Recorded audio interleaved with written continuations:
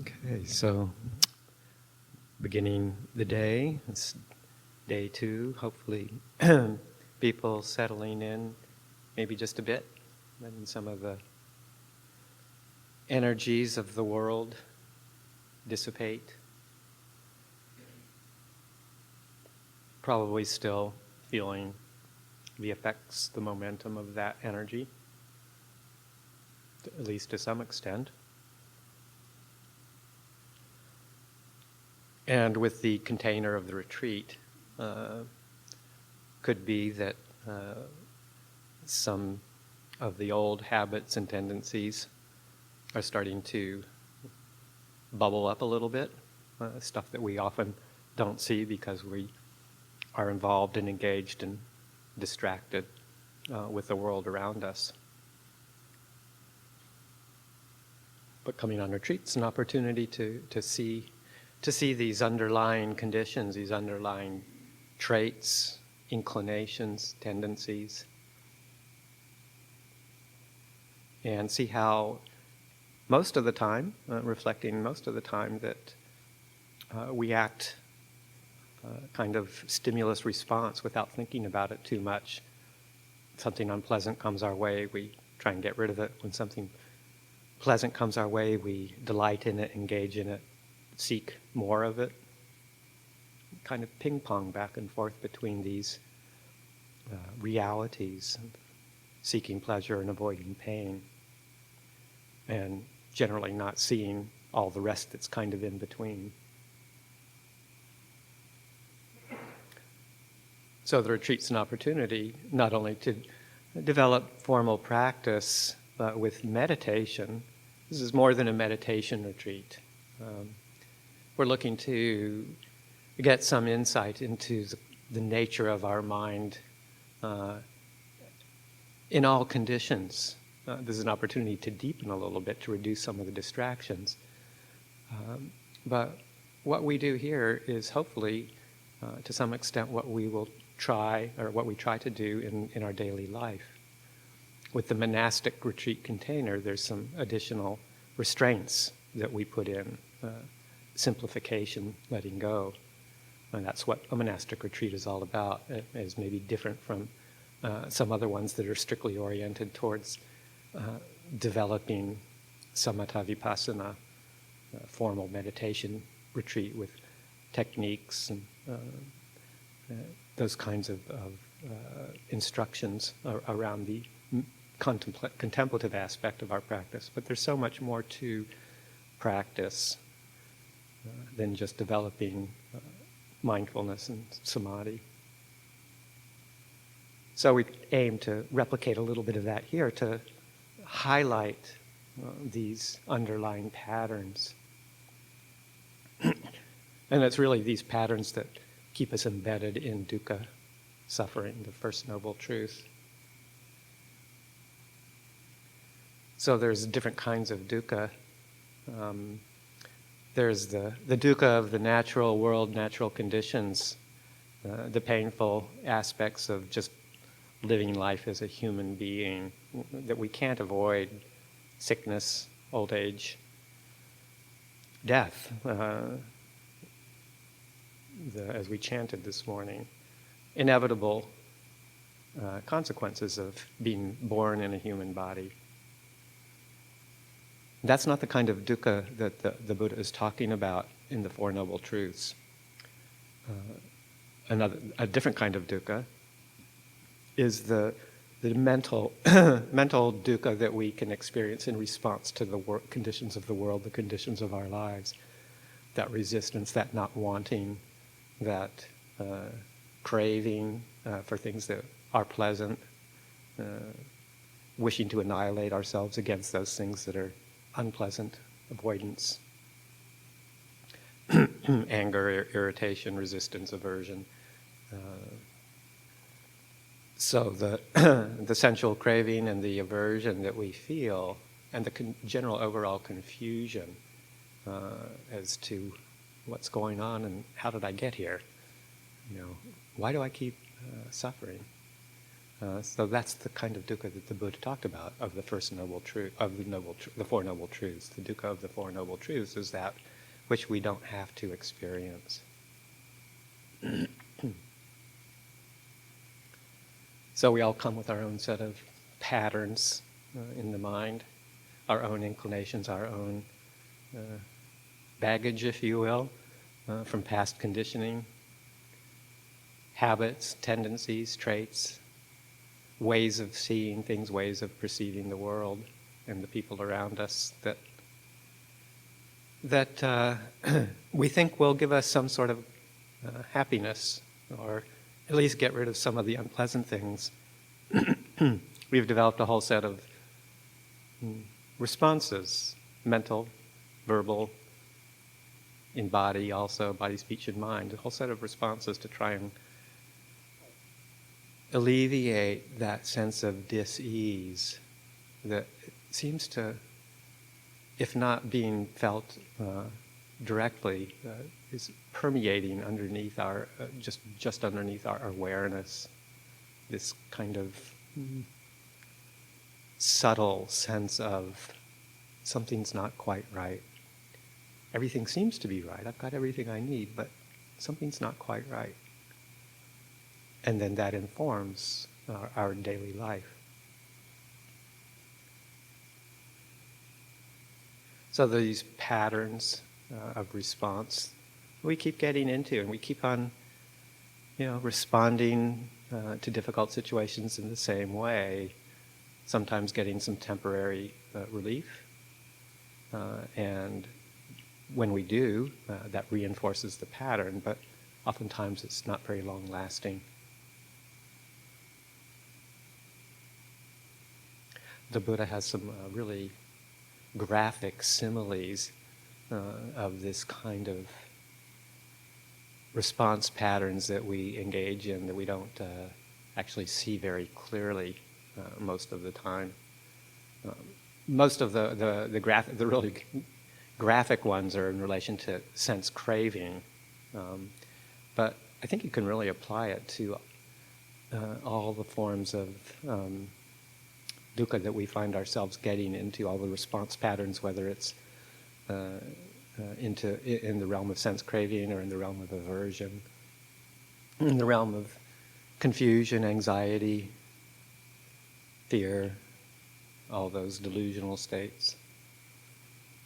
Oh, and a couple of my favorite similes, which you can find in the suttas in various places, but one is of a dog who is hanging around a butcher's shop, and the butcher, after having cleaned the meat off the bone and scraped it and has pretty much taken all the nutritional value off of the bone, and there's not much left, maybe just a little bit of a scent of the meat or the blood of the animal, tosses it out onto the sidewalk or the road, and hungry dog runs up and grabs it, starts gnawing on it, chewing on it, over and over and over again, just chewing on an empty bone, on a meatless bone.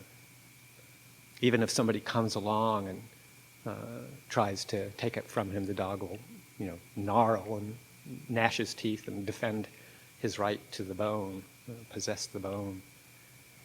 And the Buddha asks, and he says, will that dog ever find any gratification? Will he find any nourishment? Will he find any sustenance from gnawing on this empty bone? And the response from the bhikkhus is, no, it's because there's no meat, there's nothing there to really get that's sustaining in any way.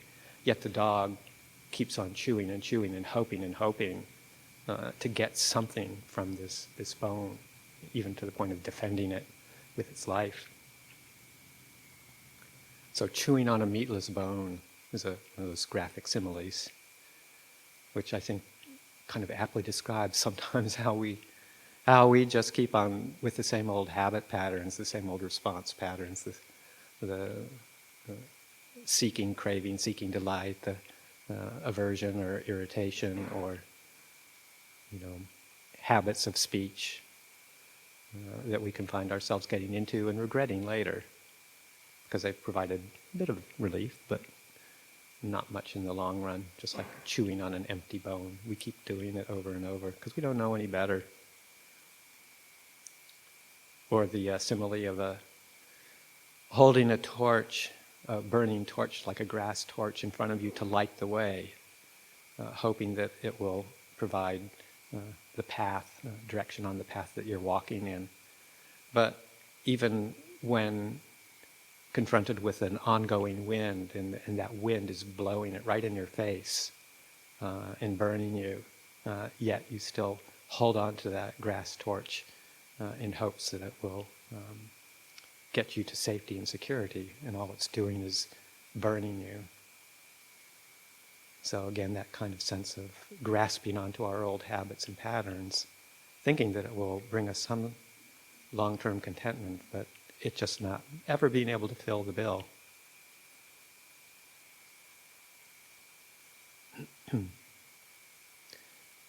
Why do we keep doing this to ourselves? It's because we just really don't know any better.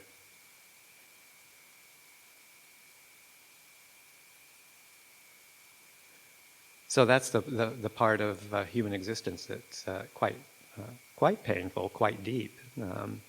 And it's what we have the opportunity to do something about if we follow the Buddha's instructions, his teachings. And coming into a retreat like this that's part of what we're offering ourselves up to do, not just to develop a sublime, peaceful abiding in a rarefied state of samadhi.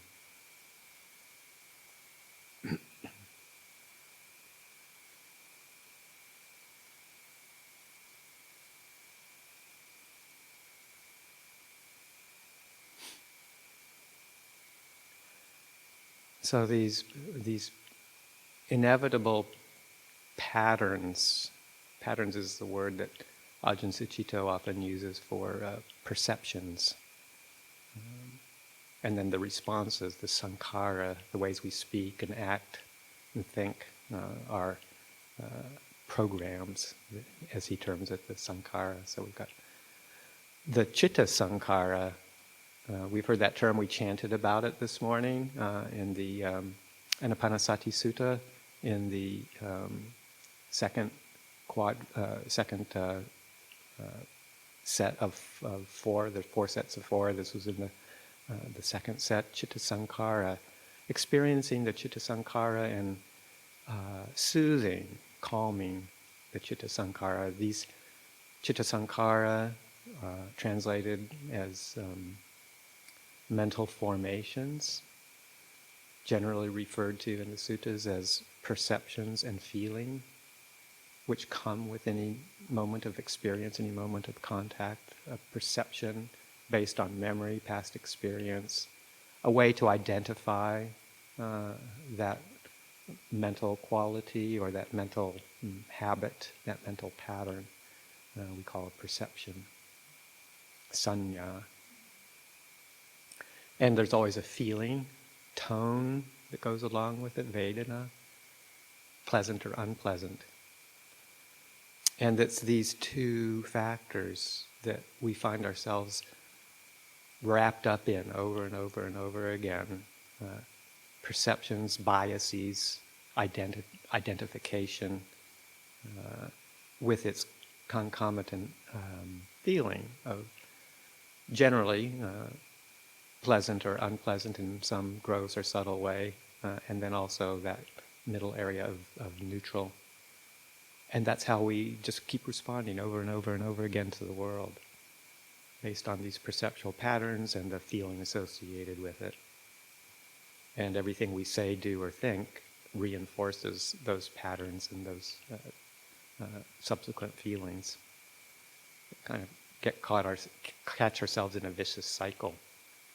So our duty is to see this more clearly and also to take some action. I mean, the mindfulness and clear comprehension is clearly the path to being able to see these patterns and the feelings as they start to arise before we blindly act on them. That clear comprehension, sati sampajanya, is so, so important, not just in sitting practice, but in everything we do. The more clearly we can see things as they arise, the less likely we are to blindly react in the same old ways, same old programs. So the practices aren't just sitting on the cushion, soothing, trying to soothe somehow through the breathing, the anapanasati or whatever meditation subject theme we're taking up, to actually still those perceptions and those feelings, to kind of more neutralize them or bring them to stillness.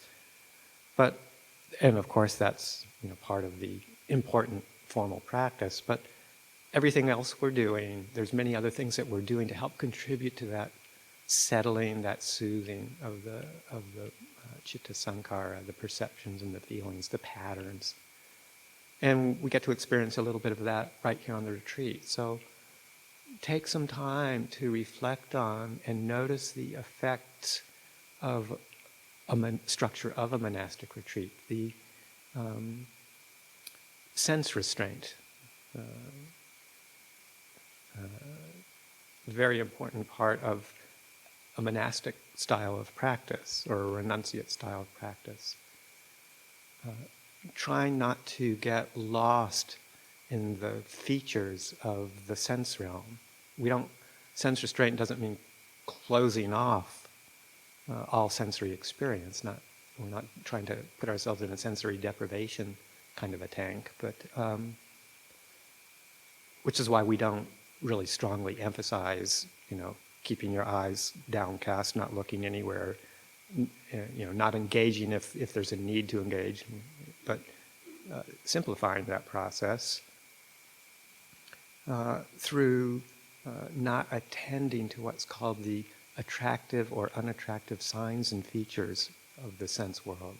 So not getting lost in the illusion when sense data comes into our experience through the sense doors. So we learn how to be skillful with our perceptual patterns, and we can even get to the point where we can see certain pleasant experience as unpleasant. We can see unpleasant experience as pleasant or neutral. We can play with our perceptions and retrain them in any way that we really want to, but it takes a little bit of restraint not to kind of just let greed, hatred, and delusion take over our perceptual process. We step back and we watch that closely, try and catch it earlier so that we don't buy into it. So this sense restraint is very useful in terms of just helping to settle those habitual patterns. At first, that kind of restraint through less speaking and less engagement and more formal practice, at first that will be a bit disturbing as the tendencies start to arise and try and assert themselves. They don't give up easily, you've probably noticed. But through constantly setting these very gentle boundaries with some space, but not letting the mind just kind of constantly move out towards an object with a sense of judgment,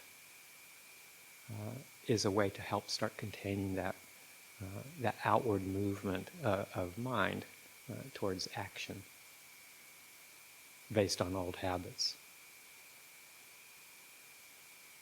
So sense restraint, that's one thing we're introducing here to experiment with. We also simplifying the daily routine, following these renunciate precepts of just eating at one time during the morning part of the day, from dawn to midday, so that we don't get lost in the distractions of food and outward sense desire and all the activities that go to take towards preparing it and cleaning up. more on terms of simplification. There's a set of teachings called the Applegate that are all sort of oriented towards these, and sense restraint is one of them, moderation in eating, moderation in sleeping, are all part of that kind of process of teachings around simplification. Ajahn was famous for basically summing it up as eat little, sleep little, talk little. So rather than, punishments, these are opportunities to just live a simpler life for a period of time. To be able to highlight the tendencies that our mind starts to lurch out into in seeking some sort of temporary form of gratification, because everything we do along those lines does give us a bit of contentment for a short period of time. The Buddha frames the activities that we engage in this way, particularly in the realm of the senses, under sort of a three-factor contemplation of the gratification, the danger, and the escape.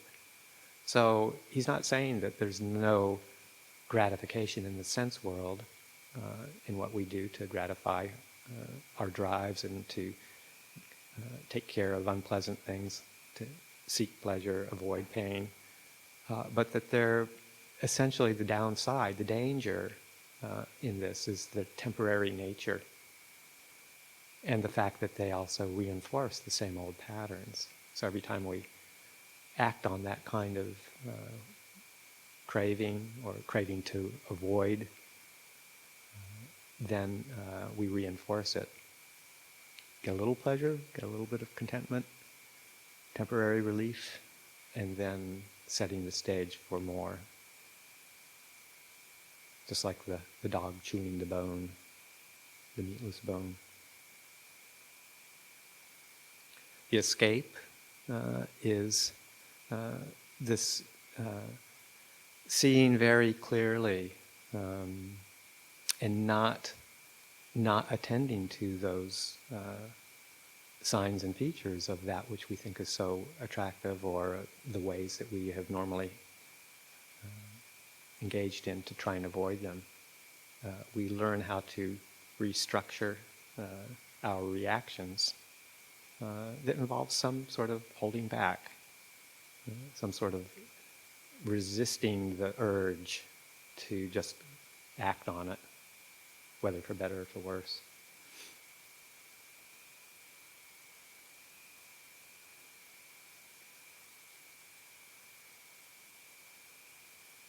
And then when we're on the cushion, as we are spending more time during this retreat, we can also employ the same set of strategies on a more subtle level when we're sitting.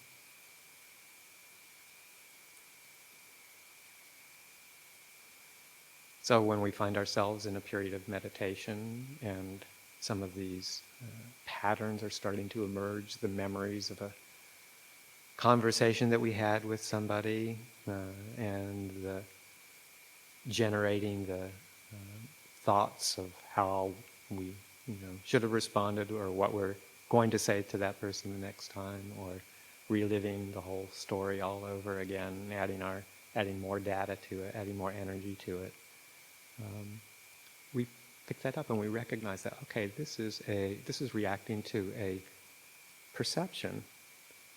How real, how valid is this perception?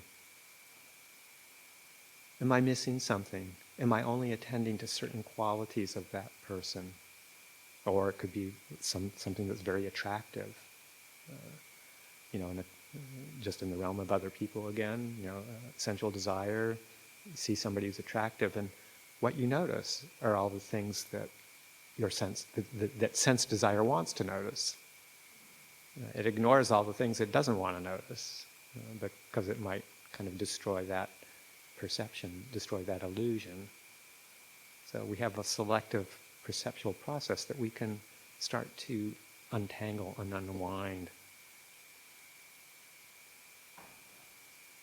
is soothing as we start to untangle and unwind and not respond and not see things through these rose-colored glasses or these perceptual distortions,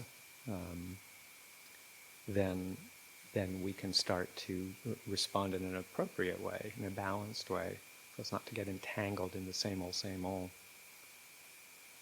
to release and let go from those habitual tendencies. So as they arise in meditation, which they probably will, to question that memory, to question that perception. Is this all there is to that person? Do I need to get engaged in a story? Are there other qualities that I'm not attending to that will help neutralize this feeling of aversion or this feeling of desire? Are there other qualities that can help bring those into balance? We're not looking to develop another distorted perception, but sometimes we have to use counterbalancing measures to see clearly. So we have these contemplations, many contemplations around seeing the unattractive in what we normally think of as attractive, a subha practice, the 32 parts of the body, to get a realistic picture of what the body is like, going through there. People are interested. There's a chant in our chanting books you can look at that lists the 32 parts as a way of contemplating the reality of a human body, rather than seeing just what we want to see.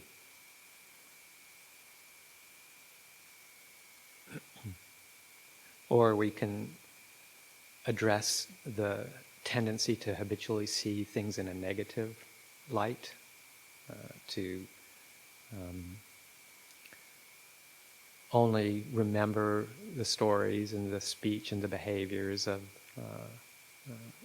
that are causing us affliction, an afflicted mind state, a pattern of speech or in a conversation that you had with somebody. Is that who they are in total?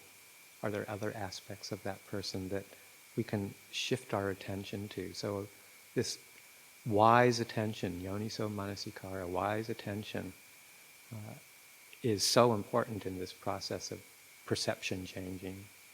We can choose not to attend to our pattern of looking at only the unwholesome aspects of somebody else, and we can skillfully turn our attention to changing that perceptual pattern, considering what some of the good qualities might be. What are the benefits of actually attending to those more pleasant aspects of experience without generating the same story over and over again? But we don't want to deny that we, have these unpleasant feelings and these memories. So we allow them in, but we, at some point as soon as we allow them into consciousness and we feel the unpleasant feeling associated with them as they kind of pop up uninvited, we see if we can drop the story and just go straight back to the body and the feeling tone. Because our conditioned reactions are to try and get rid of that unpleasant feeling.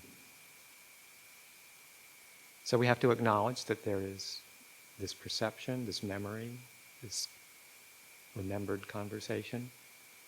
But as soon as we can disentangle from the words that are going on in our head, go back to the body. This is why we emphasize embodied practice so much. Getting feeling tone in the body into our perceptual habits. And then just attending to that feeling, breathing with it, watching it as it arises, as it persists, and as it passes away. Then we don't feel the need so much to engage in the story. Because that engaging in the story is what causes us to keep on regenerating the same old perceptual patterns, the same feelings. We don't need to do that. So we allow it, we don't suppress it, we don't repress it, but we don't engage in it. So if it's strong, sometimes it's really useful to have a mantra of something like, drop the story, feel the feeling. This is legitimate meditation. This is not escape into some sort of thinking process. It's not going to be useful. We use thought in a skillful way rather than letting it control us. We use these contemplations, how to change our perceptual patterns, what's useful, dwelling on something that produces a skillful mind state, creates skillful perceptions, perceptions of kindness, compassion, any of those practices to change how we're attending to the world. Using the container of a monastic retreat, the sense restraint, the moderation of our usual activities, letting the mind stay inwards rather than moving outwards, so that we're constantly seeing how we can increase our wholesome states of mind and let go of the unwholesome habits and tendencies. And it's just a process that we just keep doing and doing and doing, always checking in. Is this a wholesome mind state that I'm feeling now? Is it an unwholesome mind state? How can I make it wholesome? So that's part of our practice as we go throughout the day. We also try and settle the mind, calm the mind, pacify the inclinations, as well as using the structure to change our perceptual patterns